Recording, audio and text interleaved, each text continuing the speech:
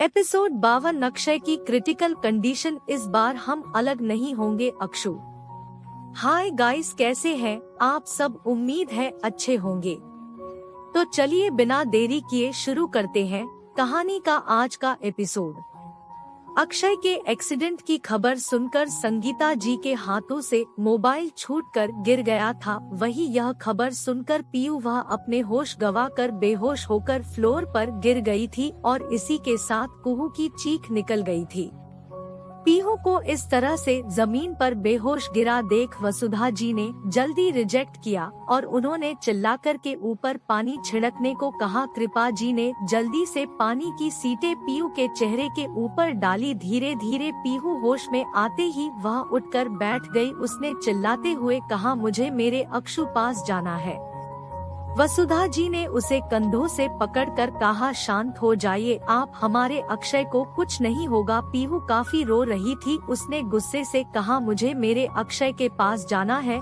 इस वक्त पीहू की आंखों से लगातार आंसू कर रहे थे और उसके होंठ कांप रहे थे। उसका दिल तेजी से धड़क रहा था, कुछ अनहोनी होने के डर से। आखिर पिछले जन्म में यही सब हुआ था और उसकी बाहों में अक्षय ने दम तोड़ा था।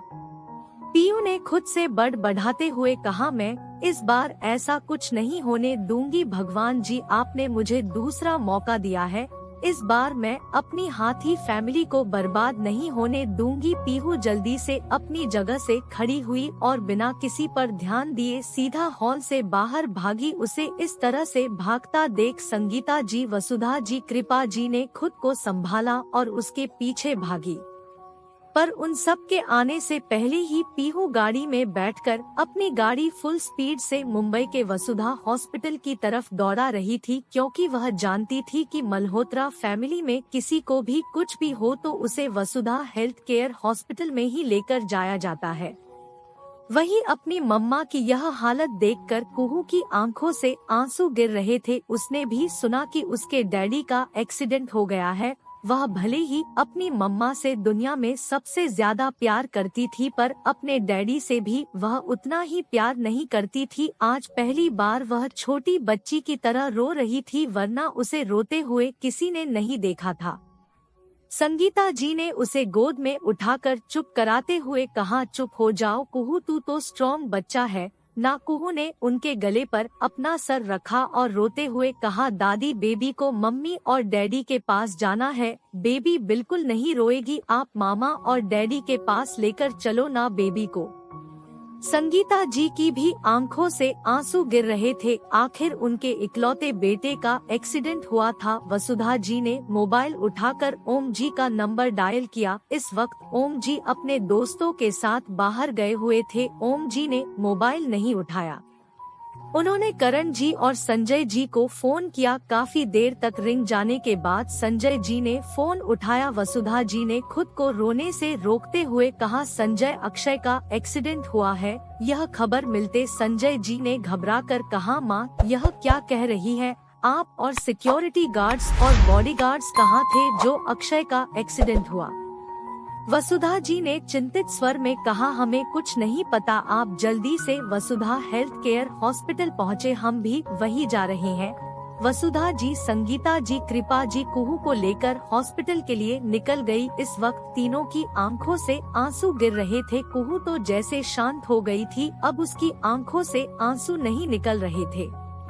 वही पीहू लगातार तेज स्पीड से कार ड्राइव करते हुए वसुधा हेल्थ एंड केयर हॉस्पिटल की तरफ कार ले जा रही थी। उसकी आंखों से आंसू गिर रहे थे, पर उसके चेहरे पर डिटर्मिनेशन का लुक था। उसने मन ही मन कहा, इस बार आपको कुछ नहीं होगा अक्षय, चाहे इस बार मुझे अपनी जान क्यों ना देनी पड़े, आपको कुछ नहीं होने दूंगी। भगवान जी, आप मेरे साथ ऐसा नहीं कर सकते। आपने मुझे दूसरा मौका दिया है और इस मौके में मुझे मेरे पति और बेटी के साथ खुलकर जीना है।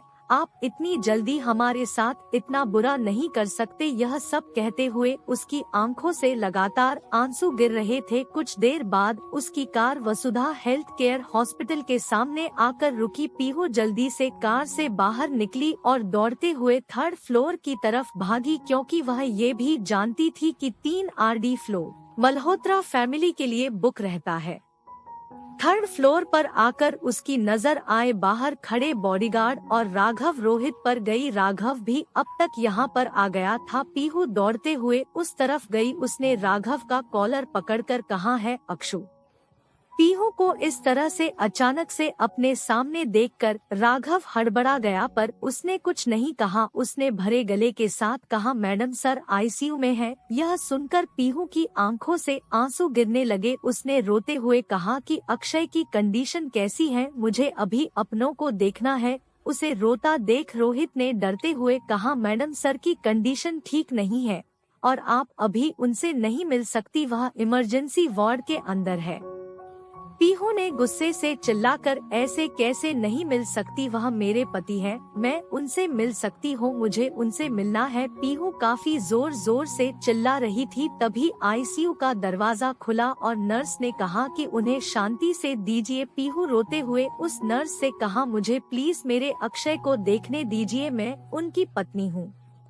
पीहू की बात सुनकर नर्स ने प्यार से कहा, देखे मैडम सर की कंडीशन बहुत खराब है, अभी आप उनसे नहीं मिल सकती, इन्फेक्शन का डर रहता है। उनके सर में काफी गहरी चोट लगी है और उनका काफी ब्लड लॉस भी हुआ है।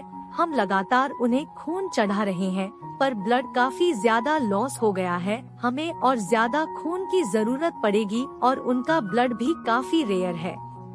पीहू ने रोते कहा, तो आपको जितना खून चाहिए आप मेरा ले लीजिए, पर मेरे अक्षय को कुछ नहीं होना चाहिए। पीहू की बात सुनकर नर्स ने कहा, देखिए सर का ब्लड ग्रुप ओ नेगेटिव है, जो कि काफी रेयर है। अगर आपका ब्लड सेम है तो आप डोनेट कर सकते हैं।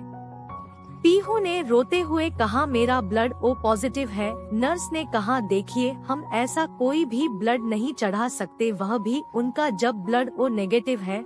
हमें ओ नेगेटिव ही चाहिए। आप उनके सिबलिंग्स या फिर पेरेंट्स को बुलाइए। तभी संगीता जी, कृपा जी, वसुधा जी एक साथ दौड़ते हुए अंदर आए। संगीता जी ने भी नर्स की बात सुन ली थी। उन्होंने रोते हुए कहा, मेरे बेटे को खून चाहिए, मैं देने के लिए तैयार हूँ। संगीता जी की बात सुनकर नर्स ने कहा कि आपका ब्लड ग्रुप ओ नेगेटिव है। संगीता जी ने अपना सर ना में हिलाया। नर्स ने कहा, तो फिर आपका ब्लड पेशेंट से मैच नहीं होता। तभी संजय जी और करण जी भी दौड़ते हुए हैं। संजय जी ने नर्स की बात सुनी और कहा, मेरा ब्लड ग्रुप ओ नेगेटिव है। नर्स ने कहा, आपको कोई बीमारी तो नहीं है, जैसे डायबिटीज, शुगर? संजय जी ने परेशानी भरी आवाज में कहा, मुझे डायबिटीज है। नर्स ने चिंता करते हुए कहा, हम आपका ब्लड नहीं चढ़ा सकते। संजय जी ने परेशानी भरी आवाज में कहा, तो फिर? नर्स ने कहा, आप जल्दी से उनके लिए डोनर ढूंढिए, क्योंकि उनका ब्लड काफी ज्यादा लॉस हो गया है। अगर इसी तरह से हमें ब्लड की कमी पड़ी तो उनकी जान भी जा सकती है। इतना कहकर नर्स अंदर चली गई। वही पूरी मल्होत्रा फैमिली अपने कांटेक्ट को यूज करके अक्षय के लिए ब्लड अरेंज कराने लग गई। राघव ने अपने कंपनी के ग्रुप पर ओ नेगेटिव ब्लड डोनर के लिए एक मैसेज सेंड कर दिया। पीहू ने अपनी आंखें बंद की। उसकी आंखों के सामने पिछले जन्म का नजारा घूम गया, जब अक्षय ने उसके गोद में अपनी आखिरी सांस ली थी और कहा था कि तुमने हमारी फैमिली बर्बाद कर दी। उसने जल्दी से अपनी आंखें खोली और बड़बड़ाते हुए कहा, इस बार कुछ नहीं होगा अक्षय। उसने कसके अपनी आंखें बंद की और अपनी शक्तियों का इस्तेमाल करना चाहा। उसने काफी दिनों बाद अपनी शक्तियों का इस्तेमाल करने की कोशिश की। उसे अभी तक अपनी दो ही शक्तियों के बारे में पता चला था, जिससे वह अंदर क्या चल रहा है यह सुन सकती थी। उसे नर्स और डॉक्टर की आवाज सुनाई दे रही थी, जो अक्षय का ट्रीटमेंट कर रही थी। डॉक्टर ने परेशानी भरी आवाज में कहा, पेशेंट के लिए ब्लड अरेंज हुआ या नहीं? पेशेंट की कंडीशन काफी क्रिटिकल है। अक्षय की पल्स लगातार नीचे गिर रही थी और उसके सर पर काफी ज्यादा गहरी चोट आई थी। वहीं यह सुनकर पीयू की आंखों से आंसू बहने लगे। वह दीवार से सटकर खड़ी थी और उसकी आंखों से लगातार आंसू गिर रहे थे। नर्स ने चिंता करते हुए कहा, डॉक्टर अभी तक ब्लड का इंतजाम नहीं हुआ है, पेशेंट की कंडीशन काफी ज्यादा क्रिटिकल है। अगर ऐसा ही चलता रहा तो हम पेशेंट को नहीं बचा पाएंगे। डॉक्टर ने घबराते हुए कहा, तुम जानती नहीं हो यह कौन है? यह दुनिया के सबसे रिच पर्सन अक्षय मल्होत्रा है। अगर इन्हें कुछ हुआ तो मल्होत्रा कॉर्पोरेशन हमारी जिंदगी बर्बाद कर देगा। नर्स ने घबराकर कहा, पर हम क्या कर सकते हैं? अगर पेशेंट के लिए ब्लड का इंतजाम नहीं हो पा रहा है, हम सिर्फ डॉक्टर हैं, कोई भगवान नहीं। तभी अचानक से पीहू के कानों में एक आवाज सुनाई दी, अगर तुम्हें उसकी जान बचानी है तो तुम्हें अपनी सारी शक्तियां कुर्बान करनी होगी। उसने मन ही मन कहा। कौन? उसके कानों में फिर से आवाज सुनाई दी, वही जिसने तुम्हें शक्तियां प्रदान की है, तुम्हें अपनी सभी शक्तियों को त्यागना होगा। पीहू ने बिना कुछ सोचे समझे कहा, मैं तैयार हूँ। उसके कानों में फिर से आवाज आई, पर आगे होने वाले संकटों का निवारण करने के लिए तुम्हारी शक्तियाँ तुम्हें मदद कर सकती है। इन शक्तियों के बिना तुम्हारी जिंदगी में काफी मुश्किलें आएंगी। पीयू ने बिना झिझक के कहा, अगर मेरे साथ मेरे अक्षय हुए तो मैं हर मुश्किल को पार कर लूंगी। मुझे मेरी शक्तियाँ नहीं चाहिए, मुझे मेरे अक्षय सही सलामत चाहिए। उसके कानों में आवाज सुनाई दी, ठीक है, तुम्हारे पति की जान बच जाएगी, पर तुमसे तुम्हारी शक्तियाँ छीन जाएगी। कुछ देर बाद पीयू ने अपनी आंखें कस के बंद की हुई थी और उसकी आंखों के सामने अजीबोगरीब नजारे चल रहे थे। उसकी आंखों के सामने अक्षय बिस्तर पर लेटा हुआ था और डॉक्टर उसका इलाज कर रहे थे। तभी पीयू के शरीर से कुछ सुनहरी किरणें निकली और सीधा अक्षय के शरीर में गई। अक्षय की पल्स काफी ज्यादा लो हो गई और अक्षय जोर जोर से सांसें लेने लगा। डॉक्टर ने परेशानी भरी आवाज में कहा, पेशेंट के पल्स और ज्यादा गिर रहे हैं, जल्दी से इन्हें ऑक्सीजन मास्क लगाओ। तभी अचानक से हजारों आवाजें पीहू के कानों में पड़ी। पीहू का दिल कर रहा था कि वह यहाँ से भाग जाए, उसका दिमाग फटने को तैयार था। तभी अचानक से अक्षय की पल्स नॉर्मल हुई और पीहू धड़ाम की आवाज के साथ कॉरिडोर में जमीन पर गिर गई। पीहू के गिरने की आवाज सुनकर मल्होत्रा फैमिली के सभी लोगों का ध्यान उसकी तरफ गया। पीहू को इस तरह से जमीन पर गिरा हुआ देखकर वसुधा जी, संगीता जी, कृपा जी, करण जी, संजय जी सभी लोग दौड़ते हुए उसके पास आ गए। पीहू का चेहरा पूरी तरह से पसीने से तरबतर था और उसका चेहरा भी लाल पड़ा हुआ था। संगीता जी ने उसका सर अपनी गोद में रखकर उसके गालों को थपथपाते हुए कहा, पीहू आंखें खोलो, पर पीहू ने रिस्पांस नहीं दिया। जल्दी से पीहू को दूसरे वार्ड में एडमिट कर लिया गया। इस वक्त वह बेहोश थी।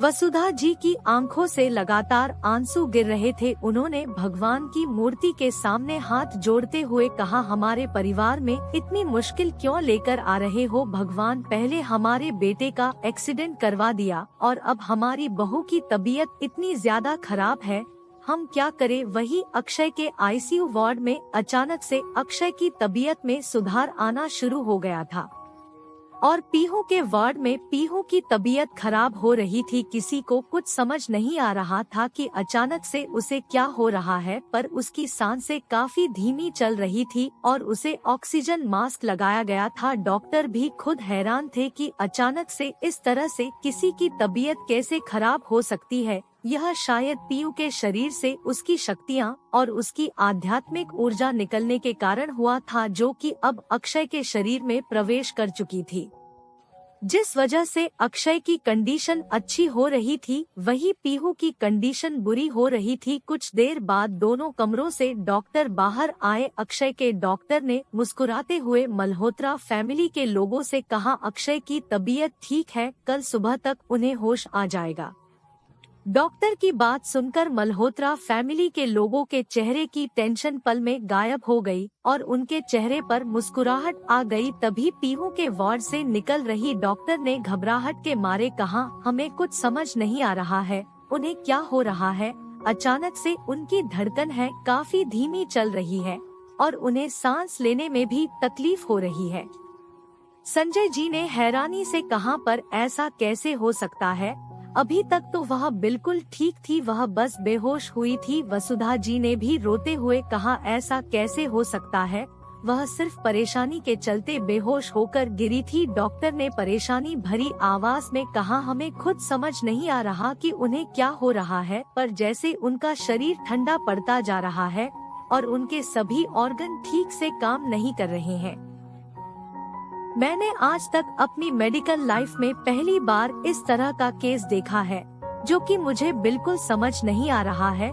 वसुधा जी ने चिंता से कहा, पर ऐसा कैसे हो सकता है, आप उनका प्रॉपर टेस्ट करवाइए, हमारी बच्ची को कुछ नहीं होगा। डॉक्टर ने अपना सर हिलाया और कहा, हमने एक स्पेशलिस्ट डॉक्टर को बुलाया है, क्योंकि हमें खुद समझ नहीं आ रहा है कि आपकी बहू के साथ हो क्या रहा है, तो हम ठीक से इलाज नहीं कर पाएंगे। संजय जी ने कहा, आपको जिसे बुलाना है बुलाइए, हमें हमारी बच्ची सही सलामत चाहिए। वसुधा जी ने रोते हुए कहा, यह क्या हो रहा है, हमारा बच्चा ठीक हुआ तो हमारी बच्ची को क्या परेशानी हो गई, हमें कुछ समझ नहीं आ रहा है। यह हमारे परिवार पर कौन से संकट के बादल छा रहे। वही पीहू जो अपने कमरे में बेहोश लेटी हुई थी, उसके कानों में एक आवाज सुनाई दी, अब से तुम एक नॉर्मल इंसान हो, तुम्हारे अंदर की सारी ताकत छिन चुकी है, इसलिए अब तुम्हें अपनी आगे की लड़ाई लड़ने में काफी मुश्किल होगी। यह आवाज उसके कान में पड़ते बेहोश लेती पीहू अचानक से उठकर बैठ गई। उसकी सांसें तेजी से चल रही थी और उसका माथा पसीने से भरा हुआ था। उसे देखने के लिए नर्स वहां पर जो अपॉइंट की गई थी, उसने पीहू को इस हालत में देखकर कहा, क्या हुआ मैडम। पीहू ने लंबी सांसें लेते हुए कहा, पानी। नर्स ने पीहू को पानी दिया और जल्दी से डॉक्टर को बुलाने बाहर चली गई। डॉक्टर अभी अंदर आ ही रहे थे। नर्स ने डॉक्टर से, पेशेंट को होश आ गया है, डॉक्टर ने कहा। क्या डॉक्टर को खुद यकीन नहीं हो रहा था, क्योंकि कुछ देर पहले पीहू की पल्स रेट काफी गिर गई थी और उसका ऑक्सीजन लेवल भी काफी कम हो गया था। डॉक्टर ने नर्स की बात पर ज्यादा ध्यान नहीं दिया और अंदर आकर पीहू को अच्छे से चेक किया। पीहू पूरी तरह से ठीक थी। डॉक्टर को खुद हैरानी हो रही थी कि कुछ देर पहले इस पेशेंट की ऐसी कंडीशन थी कि यह पेशेंट कोमा में भी जा सकती थी और अब इतनी जल्दी यह अपने आप ठीक हो गई। उसे यह किसी मिरेकल कल से कम नहीं लग रहा था, पर डॉक्टर ने कुछ नहीं कहा। कुछ देर बाद वसुधा जी पीहू के बिस्तर पर उसे अपने हाथों से दलिया खिला रही थी। अक्षय की कंडीशन ठीक थी, पर उसे किसी से मिलने के लिए मना किया गया था, क्योंकि इन्फेक्शन का खतरा था। वह सब लोग अक्षय से अगली सुबह मिल सकते थे। वसुधा जी ने पीहू को दलिया खिलाते हुए कहा, आप चिंता नहीं करेंगी, आपकी तबीयत कितनी खराब हो गई थी, आपको पता है हम सब कितना डर गए थे।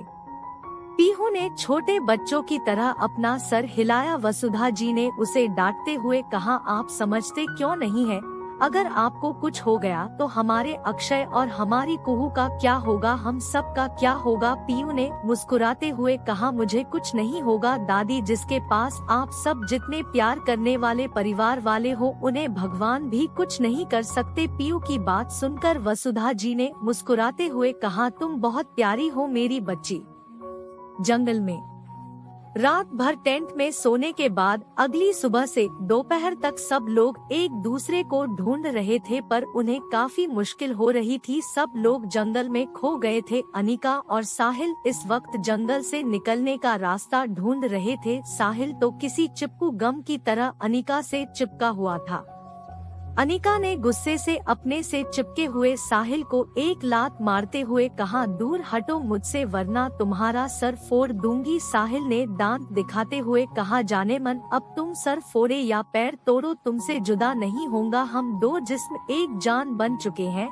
साहिल की बात सुनकर अनिका का दिल कर रहा था कि वह ऐसे इंसान को जंगल में ही जानवरों का शिकार बनने के लिए छोड़ दे, पर वह चाह कर भी ऐसा नहीं कर सकती थी। अब उसे खुद पर ही गुस्सा आ रहा था कि क्यों ऐसे इंसान को सबक सिखाने के लिए उसने जंगल में आने का प्लान बनाया। एपिसोड 53, पिछली जिंदगी की सच्चाई, मिसअंडरस्टैंडिंग क्लियर। हाय गाइस, कैसे हैं आप सब, उम्मीद है अच्छे होंगे। तो चलिए बिना देरी किए शुरू करते हैं कहानी का आज का एपिसोड। अगली सुबह हॉस्पिटल।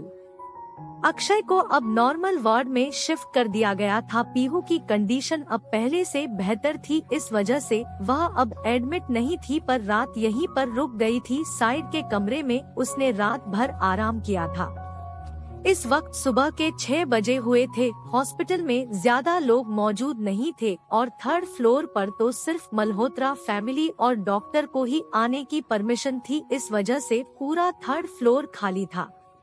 पीहू रात भर सो ही नहीं पाई थी, उसे अक्षय की चिंता हो रही थी। सुबह 6 बजे जब पीहू की नींद खुली तब वह बिना किसी पर ध्यान दिए सीधा अक्षय के वार्ड की तरफ चली गई। उसके बगल में ही संगीता जी सो रही थी, संजय जी दूसरे कमरे में सो रहे थे। जैसे ही पीहू अक्षय के वार्ड में गई, उसकी नजर बेड पर लेटे अक्षय पर गई। अक्षय को देखकर ऐसा लग रहा था जैसे उसे कुछ हुआ ही नहीं था। पीहू भी समझ गई थी कि यह सब उसकी शक्तियों के कारण हुआ है, क्योंकि अक्षय के माथे पर लगी चोट भी लगभग भर चुकी थी, जिस वजह से डॉक्टर खुद हैरान थे। पर वह कह क्या सकते थे? अगर वह कहते कि यह किसी जादू की तरह है तो लोग उन्हें ही पागल समझते। वहीं अक्षय को सही सलामत देखकर पीहू की आंखों में सुकून नजर आ रहा था। वह दौड़ते हुए सीधा आकर अक्षय के बगल में खड़ी हो गई। अक्षय अभी भी सो रहा था। अक्षय को देखकर पीहू की आंखों से आंसू बहने लगे। उसने रोते हुए कहा, अक्षु क्यों? अगर गुस्सा थे तो मुझ पर गुस्सा जताते या फिर मुझे मार भी देते, पर इस तरह से गुस्से से आप खुद को नुकसान क्यों पहुँचाते हैं? आपको अगर कुछ हो जाता तो मैं जीते जी मर जाती, और बेबी का क्या होता? कैसे जीते हम आपके बिना? आपने कम से कम एक बार बेबी और मेरे बारे में तो सोचा होता। एक बार आपको अपनी बाहों में दम तोड़ता देख चुकी हो अक्षु, अब हिम्मत नहीं है। इतना कहकर पीहू जोर जोर से रोने लगी। उसे लग रहा था कि अक्षय अभी भी बेहोश है। पीहू इस बात से अनजान थी कि उसके आने से पहले अक्षय की आंख खुल गई थी, पर जैसे ही उसने कदमों की आहट सुनी उसने अपनी आंखें जबरदस्ती बंद कर ली थी, क्योंकि अक्षय समझ गया था कि यह किसी और का नहीं, पीहू के कदमों की आहट है। अक्षय जो कि सोने का नाटक कर रहा था, जैसे ही उसके कानों में पीहू की बात पड़ी उसने हैरानी से कहा, मतलब वाइफी को भी पिछले जन्म का सब याद है? अक्षय को यकीन नहीं हो रहा था कि जिस तरह से उसे उसका पिछला जन्म याद है, पीहू को भी उसका पिछला जन्म याद होगा। उसने सोचा कि वह एक बार पीहू की पूरी बात सुन ले, उसके बाद ही वह अपनी आंखें खोलकर भी उसे आमने सामने सब कुछ पूछेगा कि अगर उसे पिछले जन्म का सब याद है तो फिर वह क्यों फिर से उस धोखेबाज विशाल के चंगुल में फंसना चाहती है, जबकि उन सबके मौत की वजह विशाल था। पीहू ने रोते हुए अपना सर अक्षय के बगल में टिकाया और अक्षय के चेहरे की तरफ देखकर रोते हुए कहा, आप सोच भी नहीं सकते, आपकी ऐसी हालत देखकर मेरा दिल कितने बुरे बुरे ख्यालों से डर रहा था। पिछली बार आपने मेरी बाहों में दम तोड़ते हुए कहा था कि मैंने हमारे परिवार को बर्बाद कर दिया, पर इस बार मैं ऐसा कुछ नहीं होने दूंगी। इस बार मैं, आप और हमारी बेबी हमेशा साथ रहेंगे, और जिन लोगों ने हमें पिछली बार एक दूसरे से जुदा किया था उन लोगों को मैं मौत से बदतर सजा दूंगी। अक्षु यह वादा है मेरा, बस आप एक बार ठीक हो जाइए। चाहे तो आप मुझ पर जी भर कर गुस्सा कीजिए या फिर आप मुझे थप्पड़ भी मार दीजिए,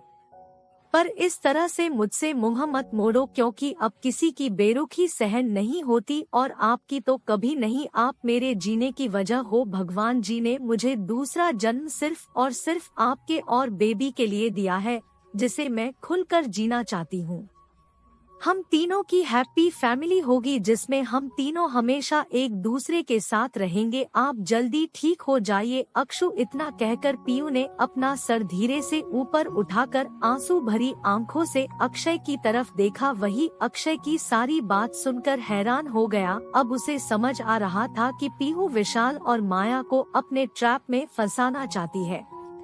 उसे खुद पर ही गुस्सा आ रहा था कि उसने क्यों पीहू पर विश्वास नहीं किया, जबकि उसे पीहू की आंखों में अपने लिए प्यार नजर आया था, पर उसके ऊपर पिछले जन्म की बुरी यादें हावी हो गई थी कि किस तरह से पीहू विशाल के लिए उसे इग्नोर करती थी। उसने इस बार भी यही होगा यह मानकर उसने पीहू पर गुस्सा किया और उसे गुस्से में घर से निकल गया।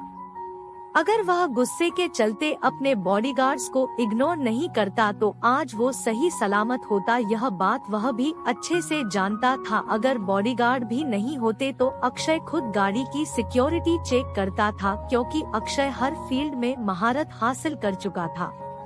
बचपन से ही उसने कई सारी ट्रेनिंग असली हुई थी, क्योंकि जितने अमीर आप होगे आपके ऊपर उतने ही खतरे मंडरात रहेंगे। इसलिए आपको हर खतरों से बचने के लिए खुद को हर फील्ड में स्कॉलर बनाना इम्पोर्टेंट था।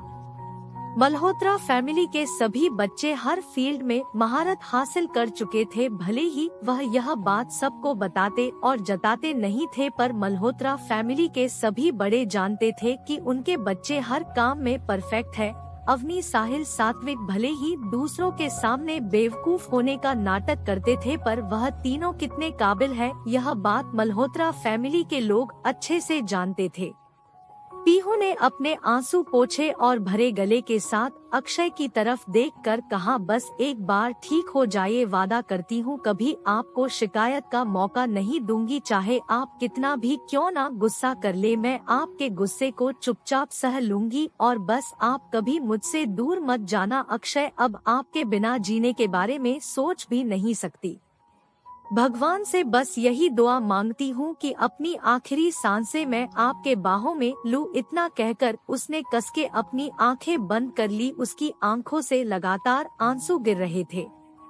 वही अक्षय जो सोने का नाटक कर रहा था। पीहू की गहरी बातें सुनकर उसने अपनी झट से आंखें खोली। उसका ध्यान आंखें बंद करके रोती हुई पीहू पर गया, जिसका चेहरा इस वक्त लाल लग रहा था। उसने बिना देरी किए झट से पीहू को गले लगा लिया। वहीं इस तरह से अचानक से किसी की पकड़ खुद पर महसूस करते ही पीहू ने झट से अपनी आंखें खोली और अक्षय को अपने सामने बैठा खुद को गले लगाता देख उसने हैरानी से कहा, आपको होश आ गया? वही उसकी बात का अक्षय ने कोई जवाब नहीं दिया, बल्कि उसकी पकड़ पीहू पर कस गई। उसने अपना चेहरा पीहू का गले में छुपाकर मधोशी भरी आवाज में कहा, सॉरी जान, तुम पर ट्रस्ट न करने के लिए। वही अक्षय की ऐसी आवाज सुनकर पीहू को समझ नहीं आ रहा था कि उसे किस तरह से रिएक्ट करना चाहिए। अक्षय की आवाज बिल्कुल भी किसी बीमार या फिर पेशेंट की तरह नहीं लग रही थी। उसे देखकर ऐसा लग रहा था जैसे जबरदस्ती किसी ने उसे हॉस्पिटल में एडमिट करवाया था। और इस बात की वजह भी पीहू अच्छे से जानती थी कि बॉडी से निकलने वाली सभी शक्तियों ने अक्षय के बॉडी को पहले की तरह स्ट्रांग कर दिया था और उसके सभी घाव भी भर दिए थे। तो यह कहना गलत नहीं होगा कि अक्षय इस वक्त बीमार नहीं था।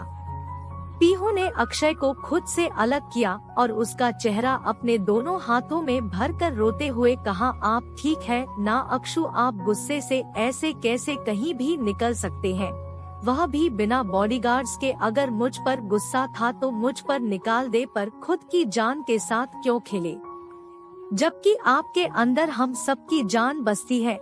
आपने एक बार भी मेरे बारे में नहीं सोचा। ठीक है, मेरे बारे में नहीं सोचा, पर कम से कम बेबी के बारे में तो सोचा होता। अगर आपको कुछ हो जाता तो हम कैसे जीते? हम जीते जी मर जाते। अक्षय, हमने अभी कितने दिन साथ में गुजारे हैं, बस कुछ खुशी के दिन गुजारे हैं। हमें अभी अपनी पूरी जिंदगी एक दूसरे के साथ जी नहीं है।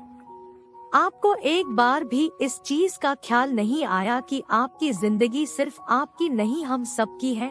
पीहू लगातार छोटे बच्चों की तरह अक्षय से शिकायत कर रही थी। अक्षय मुस्कुराते हुए बड़े प्यार से अपनी प्यारी बीवी को देख रहा था।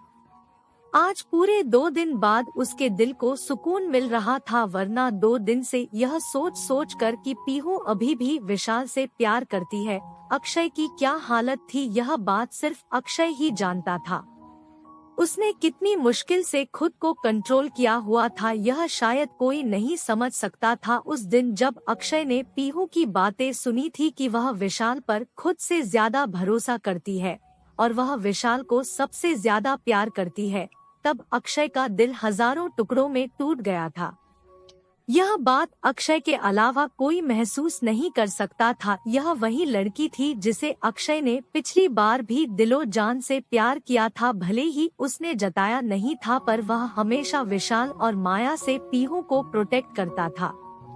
यह बात अभी तक पीहू को नहीं पता थी। वह इस वजह से पीहू से दूर रहता था क्योंकि वह जानता था कि पीहू विशाल के पीछे पूरी तरह से पागल है। और इसी वजह से धीरे धीरे अक्षय के दिल में पीहू के लिए गुस्सा बढ़ता गया, क्योंकि उन्हें अपनी बेवकूफी के चलते सिर्फ खुद की ही नहीं बल्कि उसकी और कुहू की जान गंवाई थी।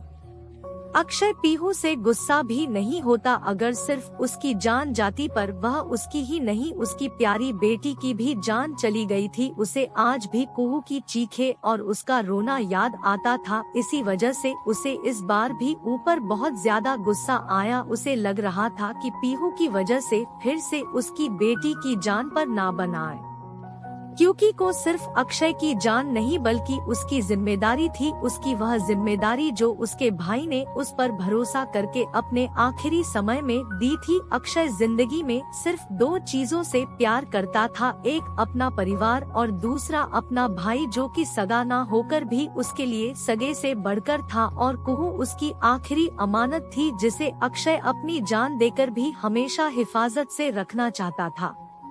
पीहू अभी भी लगातार अक्षय से शिकायत कर रही थी। अक्षय का ध्यान पीहू की होठों पर गया, जो हिलते हुए लगातार उसे खुद की तरफ इनवाइट कर रहे थे। उसने 2 दिनों से पीहू से दूरी बना ली थी, जो कि उसके लिए बहुत ज्यादा थी।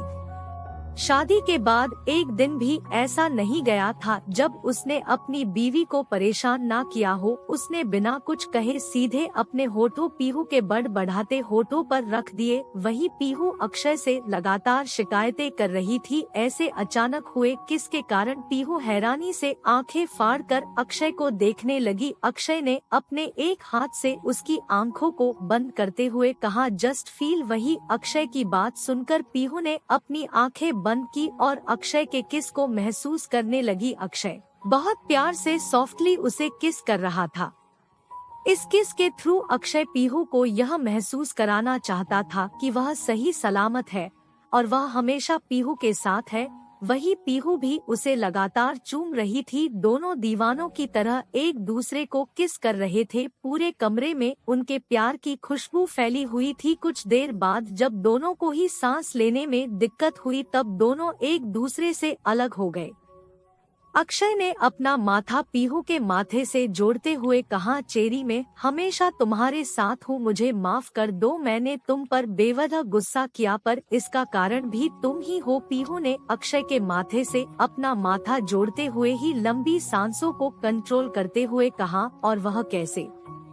अक्षय ने उसकी आंखों में आंखें डालकर कहा, रीबर्थ तुम्हारा नहीं हमारा हुआ है, मुझे भी सब कुछ याद है। वही अक्षय की बात सुनकर पीहू बड़ी बड़ी आंखों से अक्षय को देखने लगी। उसके मुंह से कुछ निकल ही नहीं रहा था। उसे समझ नहीं आ रहा था कि उसे क्या कहना चाहिए। वही उसका रिएक्शन देखकर अक्षय के होठों पर भी मुस्कुराहट आ गई। उसने आगे बढ़कर पीहू के लिप्स पर सॉफ्ट किस करते हुए कहा, मुझे पता है कि तुम्हें हैरानी हो रही है, मुझे भी हुई थी जब तुम मेरे आगे सब कुछ कन्फेस कर रही थी, पर यही सच है। मुझे पिछली बार की सभी बातें मुझे याद है। हम सब की दर्दनाक मौत, हमारी बेबी की चीखें, सब कुछ याद है। वही अक्षय की बात सुनकर पीहू ने खुद को जैसे तैसे संभाला और हैरानी से कहा, मतलब मुझसे मिलना, इतनी जल्दी शादी के लिए पूछना, सब कुछ एक प्लान था। अक्षय ने उसे सीने से लगाकर कहा, सब कुछ प्लान था, बस हमारी पहली मुलाकात प्लान नहीं थी। पर पहली मुलाकात के बाद ही मैंने डिसाइड कर लिया था कि इस बार मैं सब कुछ सही करूँगा। पिछली बार की तरह हमारी जिंदगी किसी और की वजह से खत्म नहीं होगी और हम इस बार अपनी हैप्पी फैमिली के साथ जिएंगे। अक्षय की बात सुनकर पीहू ने रोते हुए अक्षय को गले लगाकर, आई एम सॉरी अक्षय, मेरी वजह से सब बर्बाद हो गया था, हम सबकी जान चली गई, हमारी हंसती खेलती फैमिली बर्बाद हो गई। मैंने उस विशाल के लिए आपको इग्नोर किया, हमारा रिश्ता खत्म कर दिया, सब कुछ सिर्फ मेरी वजह से हुआ। इतना कहकर पीहू फूट फूट कर रोने लगी। उसे रोता देख अक्षय ने उसे गले लगाकर कहा, जो हुआ उसे भूल जाओ, भगवान ने हमें एक और मौका दिया है, इसे हम इस तरह से जाया नहीं होने देंगे। इस बार हम हंसी खुशी अपनी हैप्पी फैमिली के साथ जिएंगे। कुछ देर तक दोनों एक दूसरे के सीने लगकर सुकून महसूस कर रहे थे। कुछ देर बाद पीहू अक्षय से अलग हुई। उसने हैरानी से कहा, तो फिर आपने मुझे बताया क्यों नहीं? अक्षय ने उसे घूरते हुए कहा, तुमने मुझे बताया। पीहू ने अपनी नजरें इधर उधर करते हुए कहा, मुझे लगा कि अगर मैंने किसी को इस बारे में बताया तो सब मुझे पागल समझेंगे। कौन यकीन करता कि मेरा रीबर्थ हुआ है? अक्षय ने कहा, मुझे भी यही लगा था, इसलिए मैंने किसी को कुछ नहीं कहा। पीहू ने परेशानी भरी आवाज में कहा, क्या आप मुझे बताएंगे कि आप मुझसे गुस्सा क्यों थे? क्योंकि जहां तक मुझे याद है मैंने कुछ नहीं किया था। अक्षय ने उसे घूरते हुए कहा, क्या तुमने 2 दिन पहले फोन पर उस विशाल से नहीं कहा था कि तुम उसे प्यार करती हो और तुम्हारे लिए दुनिया में सबसे ज्यादा जरूरी वह है? पीहू ने अपने सर पर हाथ मारते हुए कहा, मतलब आपने वह सब बातें सुन ली और उस वजह से आप मुझसे गुस्सा थे? क्योंकि आपको लग रहा था कि पिछली बार की तरह इस बार भी मैं विशाल के लिए आपको और बेबी को धोखा दूंगी और इस बार भी हमारी उसी तरह से दर्दनाक मौत होगी। अक्षय ने अपना सर हिलाया। वही पीहू ने कस की अपनी आंखें बंद कर ली, क्योंकि अक्षय का इस तरह से उस पर शक करना जायज था। पिछली बार भी इसी तरह से सब बर्बाद हुआ था। पीहू ने अपनी आंखें कस के बंद कर ली, क्योंकि यह उसी की गलती थी। उसे अक्षय को सब सच बता देना चाहिए था। उसने अक्षय की तरफ देखकर कहा, देखिए, अब मुझे उस विशाल से कोई प्यार नहीं है। मैं उसे बस अपने जाल में फंसाना चाहती हूँ, क्योंकि आसान मौत तो मैं अभी भी उसे दे सकती हूँ, पर मैं उसे इतनी आसानी से नहीं छोड़ना चाहती। जिस तरह से हमारी फैमिली बर्बाद हुई थी, मैं उन सबको तिल तिल करके तड़पा तड़पा कर मारना चाहती हूँ, जिससे उन्हें एहसास हो कि किसी के परिवार को बर्बाद करने वाला कभी खुशी से नहीं जी पाता। पीहू की बात सुनकर अक्षय ने उसे सीने से लगाकर, ठीक है जान, इस बार हम दोनों मिलकर हमारे गुनहगारों को अच्छा सबक सिखाएंगे, वह भी बिना उन्हें इस चीज की भनक लगे। वह खुद ही अपने हाथों से खुद को बर्बाद करेंगे। अक्षय की बात सुनकर पीहू के चेहरे पर बड़ी सी मुस्कुराहट आ गई। उसने अक्षय को सीने से लगाकर कहा, अक्षय, अब तो आप मुझसे गुस्सा नहीं होना। मैं जानती हूँ कि मेरी वजह से सब खराब हो गया था, पर इस बार मैं ऐसा कुछ नहीं होने दूंगी। मैं वादा करती हूँ, इस बार हमारी बेबी और हम हमेशा साथ और खुश रहेंगे। हमारे बीच में किसी को नहीं आने दूंगी। अक्षय ने प्यार से उसके माथे पर किस करते हुए कहा, मैं भी किसी को हमारे बीच नहीं आने दूंगा। इस बार हम हमेशा हमेशा के लिए एक हो जाएंगे। दोनों अभी एक दूसरे के गले लगकर सुकून महसूस कर रहे थे, तभी उन्हें एक प्यारी सी आवाज सुनाई दी। मम्मा डैडी दोनों ने एक साथ दरवाजे की तरफ देखा, जहाँ पर उनकी नन्ही परी दौड़ते हुए आ रही थी।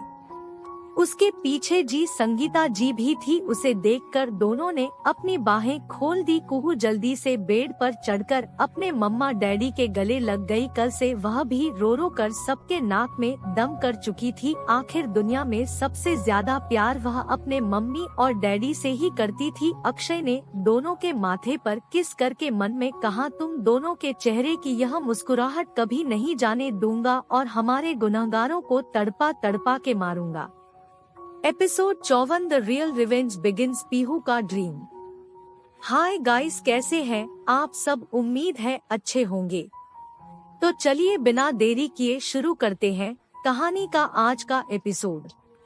अक्षय, पीहू और कुहू तीनों एक दूसरे को कस के गले लगाकर बेड पर बैठे हुए थे। वही दरवाजे पर खड़ी संगीता जी की हमेशा बच्चों की तरह हरकतें करती रहती थी। आज उनके चेहरे पर घर के बड़े की तरह सुकून नजर आ रहा था, जो कि अपने बच्चे को खुशी में और सही सलामत देखकर था। उन्होंने मन ही मन तीनों को देखकर कहा, भगवान आपसे बस यही मनोकामना है कि हमेशा मेरा बच्चा इसी तरह से खुश रहे और इन तीनों के जिंदगी में कभी कोई मुश्किल ना आए। वह मन ही मन मुस्कुराते हुए तीनों को देख रही थी। तभी पीछे से वसुधा जी ने उनके कंधे पर हाथ रखते हुए कहा, संगीता। संगीता ने पीछे मुड़कर वसुधा जी की तरफ देखा। अक्षय को ठीक देखकर उनके चेहरे पर भी मुस्कुराहट आ गई थी। वही अंदर तीनों ने जब काफी देर तक एक दूसरे की बाहों में सुकून आया, तब वो तीनों एक दूसरे से अलग हुए। कुहू ने एक नजर पीहू की तरफ देखा और फिर अक्षय की तरफ। वह झट से जाकर अक्षय की गोद में बैठ गई। उसने अक्षय को सीने से अपना चेहरा लगाकर कहा, डैडी, बेबी को बहुत बुरा लग रहा था और बेबी को बहुत रोना भी आ रहा था। आप आगे से ऐसा मत करना डैडी। इस वक्त शैतान और डोमिनेटिंग कुहू बिल्कुल छोटी सी बच्ची लग रही थी जो अपने मम्मी पापा से सबसे ज्यादा प्यार करती थी। अक्षय ने मुस्कुराते हुए उसके सर को सह लिया और उसके बालों पर किस करते हुए कहा, ओके बेबी, डैडी अगली बार से अपना ध्यान रखेंगे क्योंकि डैडी की जान बेबी में और बेबी के जान डैडी में बसती है। कुहू ने अपना सर हिलाया। वही पीहू मुस्कुराते हुए अपने प्यारे पति और क्यूट सी बेटी को देख रही थी। उसके दिल में आज सुकून था क्योंकि जिस दिन से अक्षय उसके साथ अच्छे से बर्ताव नहीं कर रहा था, उस दिन से पीहू किस तरह से खुद को रोने से और टूटने से रोक पा रही थी, यह सिर्फ वही जानती थी। पर आज सब कुछ क्लियर हो जाने के बाद उसके दिल में सुकून था। कुछ देर बाद डॉक्टर ने अक्षय को चेक किया। उन्हें खुद हैरानी हो रही थी कि इतनी जल्दी कोई पेशेंट कैसे ठीक हो सकता है, पर अक्षय के फुल बॉडी चेकअप के बाद उन्होंने अक्षय को घर जाने की परमिशन दे दी क्योंकि अक्षय कहीं से भी बीमार तो लग ही नहीं रहा था। कुछ देर बाद सभी लोग मल्होत्रा मेंशन के लिए निकल गए। दरवाजे पर ही वसुधा जी ने अक्षय को खड़ा करके उसकी नजर उतारी और फिर घर के अंदर आने को कहा। इसी तरह से अक्षय को जबरदस्ती सब लोगों ने मिलकर 2 दिन तक घर में ही रहने को मजबूर किया। हालांकि पीहू जानती थी कि अक्षय की कंडीशन बिल्कुल नॉर्मल है, पर फिर भी वह कोई रिस्क नहीं लेना चाहती थी। अक्षय भी इन 2 दिनों में अपने परिवार के साथ अच्छे से टाइम स्पेंड कर रहा था। वहीं घर के सभी आदमियों को चिंता हो रही थी क्योंकि कल सबके सर पर विराजमान होने के लिए दीदा आने वाली थी। वही साहिल भी जंगल से वापस आ गया था, पर जब से वह जंगल से वापस आया था उसके चेहरे की मुस्कुराहट जाने का नाम नहीं ले रही थी। इसकी वजह तो किसी को नहीं पता थी, पर अवनी और सात्विक ने साहिल से कई बार पूछने की कोशिश की पर उसने कुछ नहीं बताया। इस वक्त शाम के 6 बज गए थे। अक्षय और पीहू कमरे में मौजूद थे। इस वक्त अक्षय का सर पीहू की गोद में था और अक्षय अपने लंबे हाथों से पीहू के छोटे से हाथों को सहला रहा था। एक एक करके वह उसकी उंगलियों को सहला था, कभी उसकी एक एक उंगली पर किस करता। पीहू मुस्कुराते हुए अक्षय की हरकतें देख रही थी और प्यार से उसके बालों को सहला रही थी। तभी अचानक से अक्षय ने उसके हाथों को सहलाते हुए प्यार से पूछा, चेरी तुमने क्या सोचा है? विशाल और माया के लिए अक्षय का सवाल सुनकर अचानक से पीहू के हाथ रुक गए, पर उसने कुछ सोचकर फिर से उसके बालों को सहलाते हुए कहा, मुझे पहले विशाल को अपने ट्रैप में फंसाना है, उसे सच में अपने प्यार में पागल करना है। वही यह सुनकर अक्षय जो कि प्यार से उसकी उंगलियों को सहला रहा था, उसकी पकड़ पीहू के नाजुक हाथों पर कस गई। उसने गुस्से से अपना चेहरा ऊपर उठाकर पीहू की आंखों में आंखें डालकर कहा, मतलब तुम चाहती हो वह विशाल तुमसे प्यार करे? अक्षय की आंखों में गुस्सा देखकर पीहू ने उसे झट से गले लगाकर कहा, रे मेरे प्यारे पतिदेव, मेरी बात तो ठीक से सुन लो। अक्षय ने गुस्से से उसे खुद से अलग करके उसे घूरते हुए कहा, मुझे कुछ नहीं पता। अगर उसने इस बार तुम्हारी तरफ नजर उठाकर भी देखा तो उसकी आंखें निकाल लूंगा।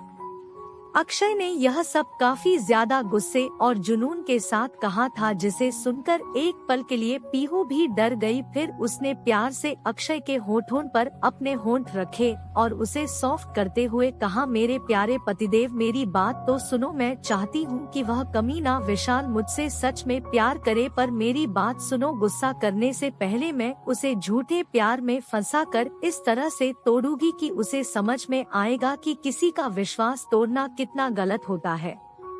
अक्षय ने गुस्से से कहा, मुझे कुछ नहीं पता। अगर तुमने ऐसा कुछ किया तुम मुझसे बुरा कोई नहीं होगा। तुम्हें जो करना है वह करो, मैं कुछ नहीं कहूँगा, पर तुम उसका इंसान के साथ प्यार करने का दिखावा भी नहीं कर सकती। तुम्हारा प्यार सच हो या झूठ वह सिर्फ मेरा है। तुम्हारे प्यार पर सिर्फ मेरा हक है, किसी और का नहीं।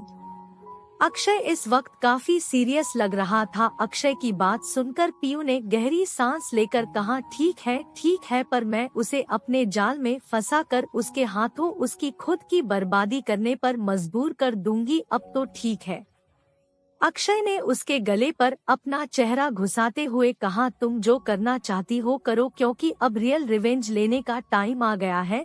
जिन लोगों ने हमसे हमारा सब कुछ छीन लिया था, उन लोगों से अब उनका सब कुछ छीन कर उन्हें दर दर की ठोकरें खाने पर मजबूर करने का टाइम आ गया है।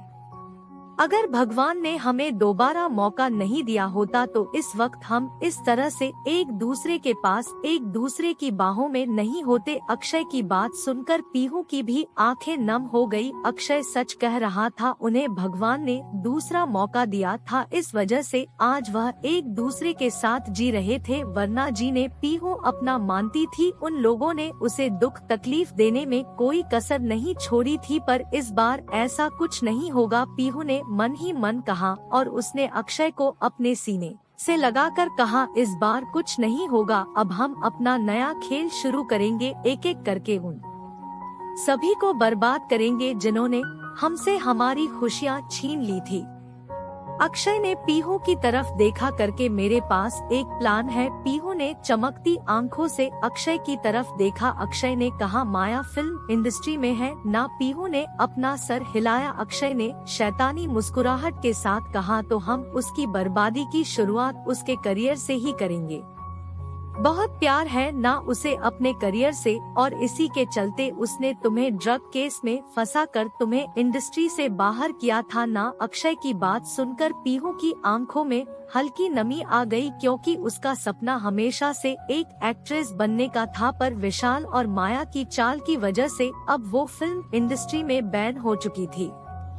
ज्यादा लोग तो यह भी नहीं जानते थे कि इंडस्ट्री में कभी भी उसने सिर्फ 1 या 2 जूनियर रोल किए थे, जो कि ज्यादा फेमस नहीं थे, पर वह सभी रोल्स पीयू ने काफी मन से किए थे, क्योंकि वह उसका इंडस्ट्री में पहला कदम था। पर उसे क्या पता था, इसी के साथ उसका करियर हमेशा हमेशा के लिए बर्बाद हो जाएगा।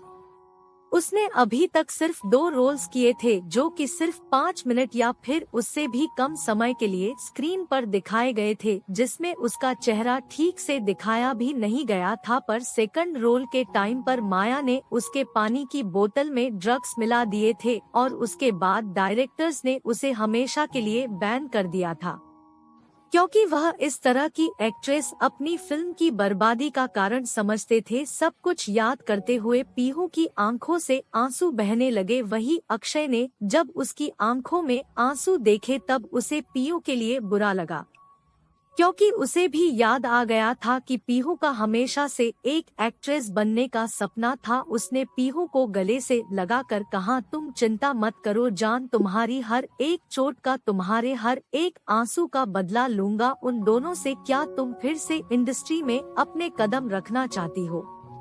वही पीहू, जो अक्षय की बात सुनकर उसे मुस्कुराते हुए देख रही थी, जैसे ही उसने अक्षय की यह बात सुनी, उसकी आंखों में एक उम्मीद नजर आने लगी, जैसे पूछ रही हो, क्या मैं यह कर सकती हूँ? अक्षय मुस्कुराते हैं उसकी नाक खींचकर कहा, सिली गर्ल, तुम बहुत स्टूपिड हो। तुम सिंघानिया कॉरपोरेशन की इकलौती वारिश हो, तो अगर तुम अपने पावर का इस्तेमाल करती तो तुम्हारी न्यूज दब जाती, जिसके बाद तुम वापस से इंडस्ट्री में कदम रख सकती थी। पर तुमने उस माया की बात सुनी जिसने तुम्हें इस तरह से भड़काया कि अगर तुम्हें वापस इंडस्ट्री में कदम रखा तो तुम्हारे लिए यह बिल्कुल अच्छा नहीं होगा, क्योंकि तुम्हारी बहुत बदनामी हो चुकी है, जबकि तुम्हारे बारे में आधे से ज्यादा डायरेक्टर जानते भी नहीं है। वहीं अक्षय की बात सुनकर पीहू को अपनी बेवकूफी पर फिर से पछतावा होने लगा, क्योंकि यह बात तो सच थी कि वह सिंघानिया कॉरपोरेशन की इकलौती वारिश थी, तो वह अपनी इस पहचान के साथ इंडस्ट्री में खुद के लिए जगह फिर से बना सकती थी। भले ही उसे अपने नाम का इस्तेमाल करना पसंद नहीं था, पर यह बात भी सही थी कि अगर उसने एक फिल्म अपने नाम का इस्तेमाल करके रोल कर भी ली और अगर उसकी एक्टिंग अच्छी नहीं हुई तो पब्लिक उसे पसंद नहीं करेगी, पर अगर उसकी एक्टिंग अच्छी हुई तो आगे चलकर उससे अच्छी फिल्म्स के अपने आप आएंगे। उसने अक्षय की तरफ देखकर उम्मीद भरी आवाज में कहा, सच में? अक्षय ने प्यार से मुस्कुराते हुए कहा, तुमने मल्होत्रा एंटरटेनमेंट इंडस्ट्री के बारे में सुना है? अक्षय की बात सुनकर पीहू की आंखों में चमक आने लगी। आखिर मल्होत्रास मल्टीपल बिजनेस थे। मल्होत्रा एंटरटेनमेंट इंडस्ट्री उनमें से एक सबसे छोटा बिजनेस था। अक्षय ने मुस्कुराते हुए कहा, तुम्हें लोगों की बातों से डरने की जरूरत नहीं है। तुम मेरी बीवी हो और किसी की इतनी औकात नहीं कि अक्षय मल्होत्रा की बीवी पर उंगली उठा सके। पीहू ने मुंह फुलाकर कहा, और कोई नहीं जानता कि मैं आपकी बीवी हूँ तो फिर? अक्षय ने उसे कमरे से पकड़कर खुद के करीब खींचते हुए कहा, तो क्या तुम चाहती हो मैं अपनी मैरिज की न्यूज रिलीज कर दूं? मैं तैयार हूँ अगर तुम चाहती हो तो। पीहू ने जल्दी से अपना सर हिलाते हुए कहा, नहीं, जब तक माया और विशाल को उनकी असली जगह में नहीं दिखा देती तब तक मैं अपनी शादी सीक्रेट रखना चाहती हूँ। अक्षय ने उसे घूरते हुए कहा, कहीं तुम्हारे दिल में विशाल के लिए कुछ? अक्षय कुछ कहता इससे पहले ही पीहू ने आगे बढ़कर उसके होठों पर अपने होंठ रखे और एक सॉफ्ट किस करके पीछे हो गई। उसने अक्षय की तरफ देखकर कहा, आपको आपका जवाब मिल गया? अक्षय ने मुस्कुराते हुए कहा, इतने छोटे जवाब से मैं सेटिस्फाई नहीं हूँ, मुझे बड़ा जवाब चाहिए। पीहू ने घूरकर अक्षय को देखा और अपने छोटे छोटे हाथों से उसके सीने पर मुक्के मारने लगी। उसने मुंह बनाकर बहुत बेशर्म हो। अक्षय ने उसे प्यार से देखते हुए कहा, सिर्फ तुम्हारे लिए जान। कुछ देर बाद दोनों ने अपनी मस्ती मजाक बंद की। अक्षय ने पीहू की आंखों में आंखें डालकर कहा, देखो, यह फैसला मैं तुम्हारे ऊपर छोड़ता हूँ। अगर तुम्हें मल्होत्रा एंटरटेनमेंट इंडस्ट्री ज्वाइन नहीं करनी है तो तुम पहले कोई एक अच्छी सी फिल्म सिलेक्ट करके उसमें लीड रोल करो, जिसके बाद तुम मल्होत्रा इंडस्ट्री ज्वाइन कर लेना, जिससे तुम्हें कोई प्रॉब्लम भी नहीं होगी और तुम्हें तुम्हारी आइडेंटिटी रिवील भी नहीं करनी होगी। पीहू ने पाउट बनाकर कहा, पर मुझे रोल देगा कौन? अक्षय ने अपनी बेवकूफ बीवी को देखा जो कि अपने पति की पावर के बारे में अभी तक नहीं जानती थी। उसने कहा, मुझे सिर्फ इतना बताओ, तुम्हें कौन सी फिल्म करनी है? उसका लीड रोल तुम्हें मैं खुद दिलाऊंगा। पीयू ने कहा, सच्ची? अक्षय ने कहा, क्यों, तुम्हें अपने पति की काबिलियत पर शक है? पीहू ने सोचने की एक्टिंग करते हुए कहा, पता नहीं। वही उसकी एक्टिंग देखकर अक्षय ने उसे कमर से पकड़कर खुद के करीब खींचकर कहा, आजकल तुम बहुत शैतानी करने लगी हो। पीहू ने मुस्कुराते हुए कहा, और वह कैसे? अक्षय ने उसकी आंखों में आंखें डालकर कहा, अभी बताता हूँ। इतना कहकर अक्षय ने उसे गुदगुदी करना शुरू कर दिया। पीहू इधर उधर फुदक रही थी और उसकी खिलखिलाहट पूरे कमरे में गूंज रही थी। अक्षय भी मुस्कुराते हुए उसे गुदगुदी लगा रहा था। आखिर में पीहू ने खुद को रोने से रोकते हुए कहा, अक्षय बस कीजिए, मेरे पेट में दर्द हो रहा है। पीहू की आंखों में हल्की नमी आ गई थी पर वह अभी भी हंस रही थी। अक्षय ने उसे छोड़ दिया और उसके बगल में आकर लेट गया। दोनों ने एक दूसरे की तरफ देखा और मुस्कुराने लगे। कुछ देर तक दोनों एक दूसरे को इसी तरह से देखते रहे। तभी दरवाजे पर किसी ने आवाज लगाई। एक मेड ने कहा, सर, मैडम नीचे डिनर के लिए सब लोग आपको बुला रहे हैं। अक्षय ने कहा, ठीक है। कुछ देर बाद अक्षय और पीहू नीचे चले गए। इस वक्त डाइनिंग टेबल पर सभी लोग मौजूद थे। एक तरफ सभी औरतें मुस्कुरा रही थी, वही सभी आदमियों के चेहरे इस तरह से उतरे हुए थे जैसे किसी ने उन पर खौलता हुआ गर्म पानी डाल दिया हो। वही सबके चेहरे के एक्सप्रेशन देखकर अक्षय ने उन्हें घूरते हुए कहा, आप सबको क्या हुआ? संजय जी ने मुंह बनाकर कहा, अगर तुझे पता चला तो तेरा चेहरा भी हमारी तरह ही हो जाएगा। अक्षय ने उन्हें घूरते हुए कहा, जो कहना है साफ साफ कहिए। साहिल ने बच्चों की तरह मुंह बनाकर कहा, भाई दीदा रही है कल सुबह। दीदा का नाम सुनकर अक्षय, जो कि अपने प्लेट में चम्मच डालकर कुछ खाने ही वाला था, अचानक से उसके हाथ रुक गए और उसने कसके अपनी आंखें बंद कर ली। उसके चेहरे के एक्सप्रेशन अभी भी नॉर्मल थे पर वह ही जानता था कि अंदर से उसे कितनी ज्यादा इरिटेशन हो रही है, क्योंकि दीदा जब भी आती थी हर किसी के नाक में दम करती थी। अक्षय तो उनकी कोई बात नहीं सुनता था, पर फिर भी उनके आने से उसे काफी ज्यादा इरिटेशन होती थी। वहीं दीदा के आने की खबर सुनकर पीहू मुस्कुराने लगी। उसने एक्साइटेड होते हुए वसुधा जी से कहा, दादी माँ, दीदा आपकी बड़ी बहन है ना? वसुधा जी ने मुस्कुराते हुए कहा, दीदी मुझसे 5 मिनट बड़ी है। पीयू ने एक्साइटेड होते हुए कहा, मतलब आप दोनों ट्विंस हो? वसुधा जी ने कहा, हाँ। फिर वसुधा जी ने मुस्कुराते हुए कहा, पर दीदा ने हमेशा से मुझे एक माँ की तरह संभाला है और माँ की तरह प्यार दिया है, इसलिए वह मेरे लिए माँ से भी बढ़कर है। वसुधा जी की बात सुनकर ओम जी ने उन्हें घूरते हुए मन ही मन का, माँ नहीं, काली माँ है वह, जो कभी भी किसी का वध कर सकती है। ओम जी ने धीरे से ही कहा था, पर उनके बगल में बैठे संजय जी और वसुधा जी ने उनकी बात सुन ली। संजय जी ने मन ही मन का, सही कह रहे हैं पापा। वहीं वसुधा जी ने गुस्से से घूरकर ओम जी को देखकर कहा, आप मेरी दीदा की बुराई कर रहे हैं?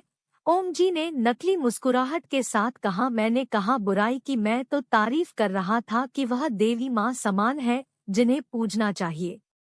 वसुधा जी की ने घूरकर ओम जी को देखा पर कुछ नहीं कहा। वही छोटी सी कुहू इन सबसे अलग अपने चेहरे पर शातिर मुस्कुराहट लेकर सबको देख रही थी, क्योंकि को इकलौती थी जो कि दीदा की सबसे फेवरेट थी और दीदा से कोई भी बात वह मनवा सकती थी। उसने मन ही मन डेविल स्माइल के साथ कहा, अब आप सबको एक और झटका देने का समय आ गया है, क्योंकि बेबी ने काफी दिनों से कुछ नहीं किया, तो अब आप सब बेबी को अंडर एस्टिमेट करने लगोगे, इसलिए एक झटका देना तो बनता ही है। इतना सोचकर वह शैतानी मुस्कुराहट के साथ अपने प्लेट में रखा हुआ सैंडविच चबा चबा कर खाने लगी, जैसे मन ही मन वो बहुत खुश हो।